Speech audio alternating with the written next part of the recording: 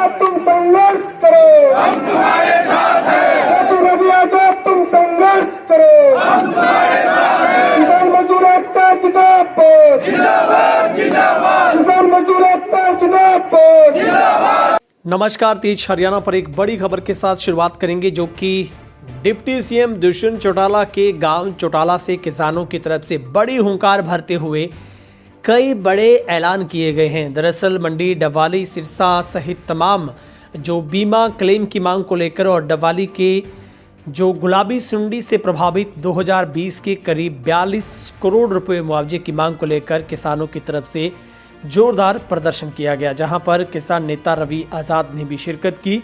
और इस मौके पर डबवाली तहसीलदार के नाम हरियाणा सरकार को एक ज्ञापन सौंपकर, जो कि 6 सूत्रीय मांग पत्र है, वो सरकार को 7 सूत्रीय मांग पत्र है, वो भेजा गया है, जिसमें आज सैकड़ों की तादाद में किसानों की ओर से, जो कि दुष्यंत चौटाला के पैतृक गांव चौटाला से एक बड़ा ऐलान करते हुए किसानों ने ये चेतावनी दी है कि यदि उनकी जो मांगे हैं वो जल्द ही पूरी नहीं की जाती तो फिर 15 तारीख के बाद अनिश्चितकालीन जो धरने की शुरुआत है वो गांव चौटाला से हो जाएगी, और जिसमें किसान नेता रवि आज़ाद की ओर से भी ये चेतावनी दी गई है कि उसके बाद पूरे हरियाणा भर के जो किसान हैं वो फिर चौटाला गांव से ही धरने प्रदर्शन को आगे चलाएंगे और सरकार के समक्ष जो अन्य मांगों को लेकर भी फिर बड़ा आंदोलन किया जाएगा।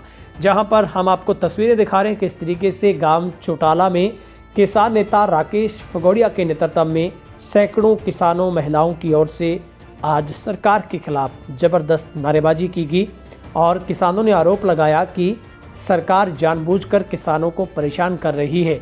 2020 के गुलाबी सुंडी से प्रभावित फसलों का मुआवजा अभी तक भी किसानों के खातों में नहीं डाला गया और अब सरकार फिर से जो वर्ष 2023 सहित बकाया जो फसल बीमा क्लेम है वो भी जारी किया जाए और चौटाला स्वास्थ्य केंद्र में प्रसूति रोग विशेषज्ञ, बाल रोग विशेषज्ञ, जनरल सर्जन की नियुक्ति सहित अन्य जो खाली पड़े पदों की नियुक्ति की जाए। ऑपरेशन थिएटर, मोर्चरी को भी शुरू किया जाए।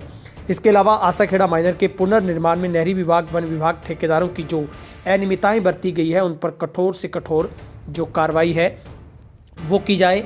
इसके अलावा चौटाला में जो पुलिस चौकी है उसको थाने में बदला जाए और चौटाला तालाब के निर्माण में तालाब का जो साइज छोटा किया गया उसे बड़ा किया जाए। और इसके साथ साथ चौटाला बस अड्डा, जो कि वर्षों पहले चलता था, बस गांव से होकर गुजरती थी, लेकिन अब अड्डा जर्जर हालात में है, उस अड्डे को भी सुचारू रूप से शुरू किया जाए। तमाम मांगों को लेकर किसानों की तरफ से लगातार जो प्रदर्शन किया गया और भारी संख्या में पुलिस बल को भी तैनात किया गया था। किसान नेता राकेश फगोड़िया की ओर से ये किसानों के साथ उन्होंने भरोसा दिलवाते हुए बताया कि अब सरकार को, प्रशासन को जो 15 तारीख तक का समय दिया गया, उसके बाद फिर 16 तारीख से अनिश्चितकालीन जो पड़ाव धरना प्रदर्शन है वो चौटाला गांव से शुरू होगा। इस मौके पर क्या कुछ फैसले लिए गए वो आपको सुनवाते हैं। रखोगे जो उच्च अधिकारियों के साथ बात हुई है, टाइम 16 तक का है। ये साथी आजाद ने आपको बताया 16 तक का समय है। 16 के बाद अनिश्चितकालीन हमारा आंदोलन चलेगा चौटाला गांव में। पूरे सिरसा जिला के तमाम किसान संगठन एक मंच पर आकर मजबूती से लड़ेंगे। जी ने ये जैसे 2020 के बकाया मुआवजा जो फसल का था, नरमे का, इसके बारे में बात कर रहे थे, तो ये 40 करोड़ रुपए का कुछ मुआवजा था जो 2020 में यहाँ पे एसडीएम की नियुक्ति न होने की वजह से रुक गया था और वो जो है वापस चला गया था। अब हमने सरकार से मांग की है, इसके बारे में सीएम साहब से भी 2-3 बार वीडियो कॉन्फ्रेंस से बात हो चुकी है और उन्होंने ये कहा है कि जल्दी से जल्दी वो देने के लिए उन्होंने कहा है कि आप जल्दी पहुंचाएंगे। और अब ये एसीएस साहब के पास ये मैटर है और हमें लगता है ये कि बहुत जल्द ये जो है मुआवजा आ जाएगा और हमारी तरफ से एपीआर वगैरह सब तैयार पड़ी है। जैसे ही मुआवजा आएगा साथ के साथ हम किसानों के खाते में डालने का काम करेंगे।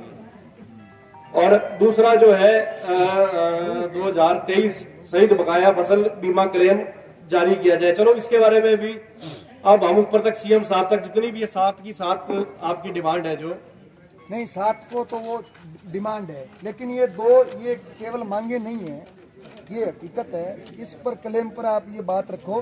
क्रॉप कटिंग का कोई आंकड़ा है क्या? क्रॉप कटिंग होती है क्या हमारे यहाँ? कौन आप क्यों नहीं बोल रहे भाई? कितने करोड़ रुपए मिले थे?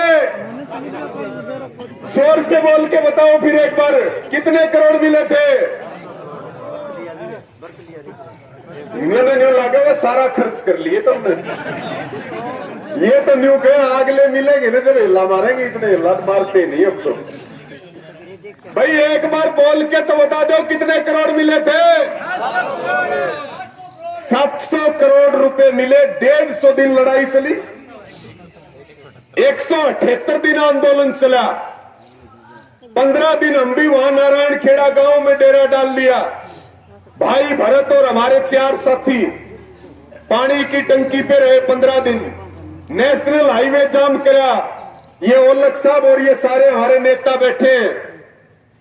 न्यू कहते 700 पीछे भी कौन मिले। अरे मैं कहा डट जाओ, 700 करोड़ तो लेंगे। घना हमने चैलेंज करोगे ना तो हम ये 700 करोड़ बढ़ा के 1400 करोड़ कर देंगे, लेके रहेंगे। ये बात ध्यान रखना इस बात का। कानून की बात करते हैं, कानून तुम कुछ भी बना दोगे। प्रधानमंत्री अपना हिसाब नहीं देता, मुख्यमंत्री हिसाब नहीं देता। जनता के लिए चलने के लिए सड़क नहीं है, हेलीकॉप्टर में घूम रहे। ये हरियाणा का मुख्यमंत्री अगर मुख्यमंत्री ना हो ना साथियों, इसमें कोई रोटी कौन खुआओ और कोई चाय कौन पियाओ। हरियाणा में काट के देख लो बिना मुख्यमंत्री। तो 700 पैसे नहीं दे रहे थे, लेकिन कितने करोड़ मिले? 700 करोड़ मिले। और दिल्ली के आंदोलन के बाद हरियाणा में करीब 60 आंदोलन हुए। और ये आपकी ताकत है। एक भी आंदोलन हार करके नहीं आते, हमेशा जीत करके आते और जीतेंगे साथियों। तो साथियों 16 तारीख की हड़ताल और 16 तारीख के बाद जो भाई राकेश पगेड़िया जी ने मुझे बताया कि 17 तारीख से मेरे को पूछ रहे थे, बोले लड़ाई तो पूरी डबवाली तहसील की है। 40 करोड़ रुपए से ज्यादा का आपका बीमा 2020 का है। और बीमा तो लेंगे ही लेंगे, ब्याज समेत लेंगे भाई। यह बात भी राकेश भाई नोट कर लियो। बीमा लेंगे और ब्याज समेत लेंगे। 2023 का बीमा क्लेम भाई भरत जी से और आज सारे साथियों से मेरी चर्चा हो रही थी।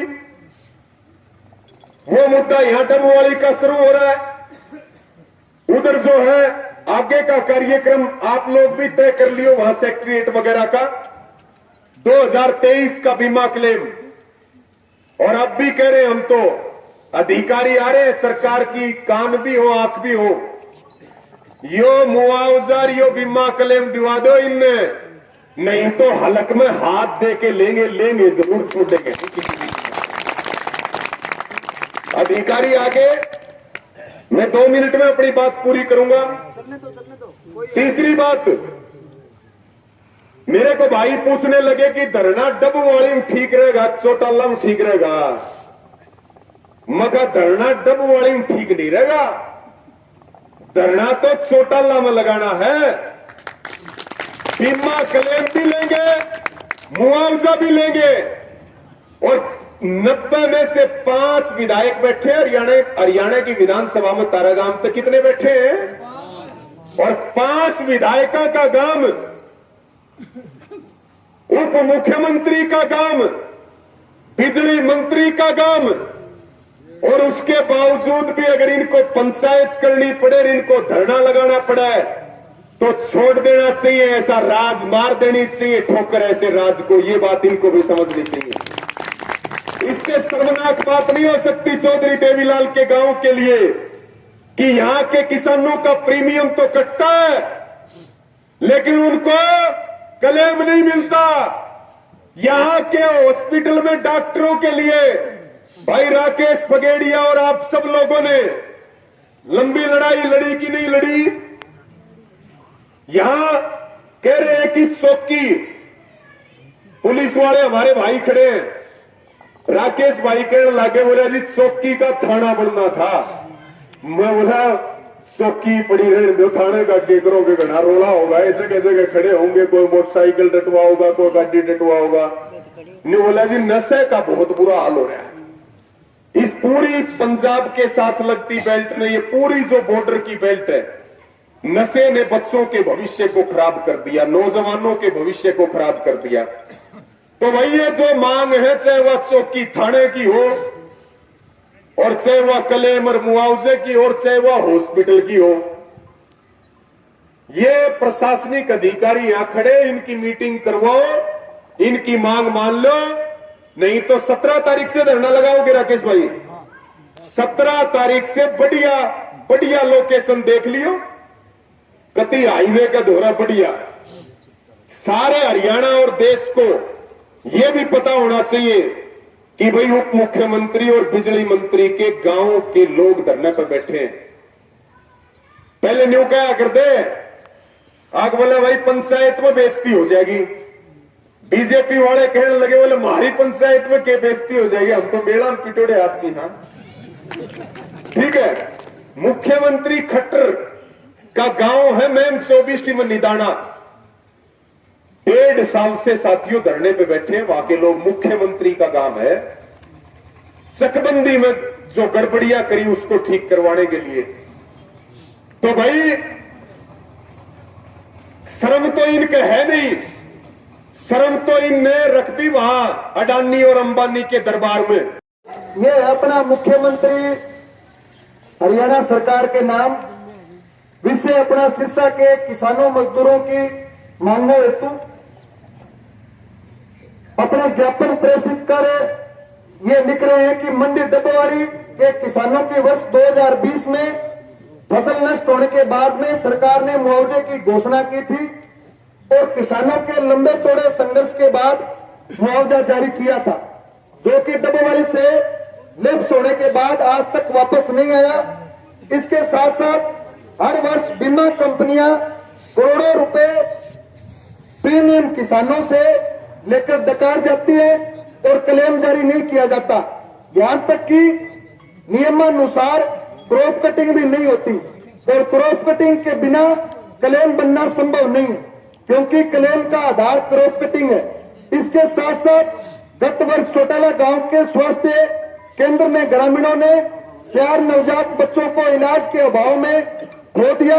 उसके बाद ग्रामीणों ने, गांव के सैकड़ों लोगों ने पैदल चलकर मुख्यमंत्री आवास का घेराव किया।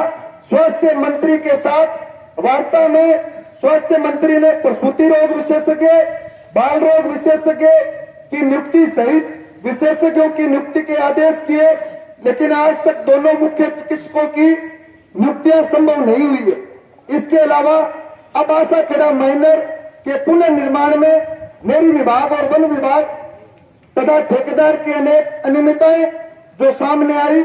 नहर के बरम पटड़े पर पेड़ों, जड़ों, तनों को बाहर निकाले बिना निर्माण कर दिया, जिस वजह से 20 दिन पूर्व नई बनी नहर में दरारें पड़नी शुरू हो गई।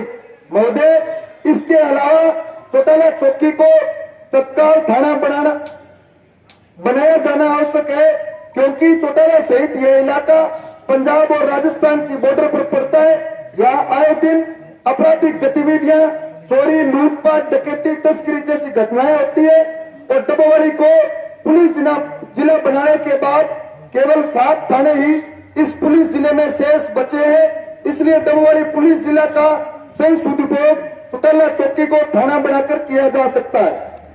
अब जो अपनी मांगे है मैं आपको वो बता रहा हूं। नंबर 1, अपनी जो मांगे है वो मैं आपके बीच में रख रहा हूं। ज्ञापन में पहले ऊपर जो पूरा ये लिखा गया है